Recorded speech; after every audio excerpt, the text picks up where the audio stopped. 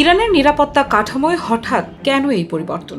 এমন এক পরিবর্তন যা শুধু একটি পদে রদবদল নয়, বরং তেহরানের পরবর্তী সামরিক ও নিরাপত্তা কৌশলের বড় কোনো পরিবর্তনের বার্তার ইঙ্গিত দিচ্ছে। তাহলে কি ইরান এবার নিরাপত্তা সিদ্ধান্তের কেন্দ্র আরও শক্ত হাতে তুলে নিচ্ছে, নাকি সামনে আসছে এমন কোনো কঠিন পরিস্থিতি যার জন্য অভিজ্ঞ সামরিক নেতৃত্বকে আবারও সামনে আনা হচ্ছে? কি হতে যাচ্ছে মধ্যপ্রাচ্যে?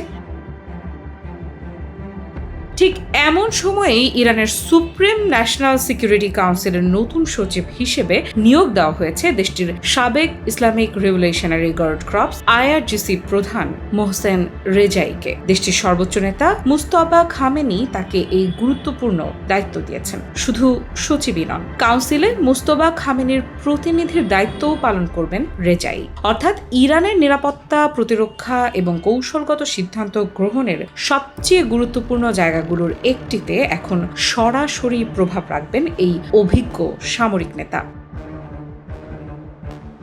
আর এখানেই তৈরি হচ্ছে সবচেয়ে বড় প্রশ্ন, কেন ঠিক এই মুহূর্তে মোহসেন রেজাইকে ফিরিয়ে আনা হলো নিরাপত্তা কাঠামোর একেবারে কেন্দ্রবিন্দুতে? কারণ রেজাই কোনো নতুন মুখ নন। ইরানের সামরিক ইতিহাসে তার নাম বহু পুরনো এবং অত্যন্ত গুরুত্বপূর্ণ। দীর্ঘ সময় আইআরজিসির নেতৃত্ব দিয়েছেন তিনি। এমনকি 1980 এর দশকে ইরান ইরাক যুদ্ধের সময়ও গুরুত্বপূর্ণ সামরিক নেতৃত্বে ছিলেন এই কমান্ডার।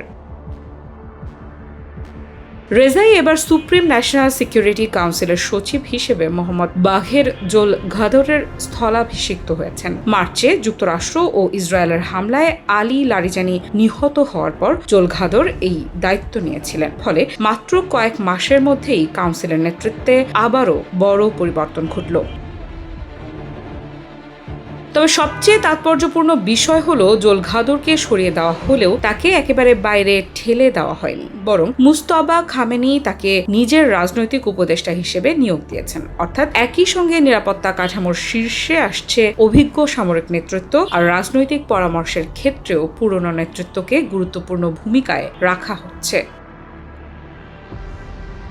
সব মিলিয়ে তেহরানের এই রদবদলকে শুধুই প্রশাসনিক পরিবর্তন হিসেবে দেখার সুযোগ কম, কারণ একজন সাবেক আইআরজিসি প্রধানকে নিরাপত্তা সিদ্ধান্তের কেন্দ্রস্থলে নিয়ে আসা এবং একই সময়ে বিদায়ী সচিবকে সর্বোচ্চ নেতার রাজনৈতিক উপদেষ্টা করা, দুটো সিদ্ধান্তই ইঙ্গিত দিচ্ছে ইরানের ক্ষমতার কাঠামোয় নিরাপত্তা ও রাজনৈতিক সিদ্ধান্ত গ্রহণের মধ্যে সমন্বয় আরও ঘনিষ্ঠ করা হচ্ছে।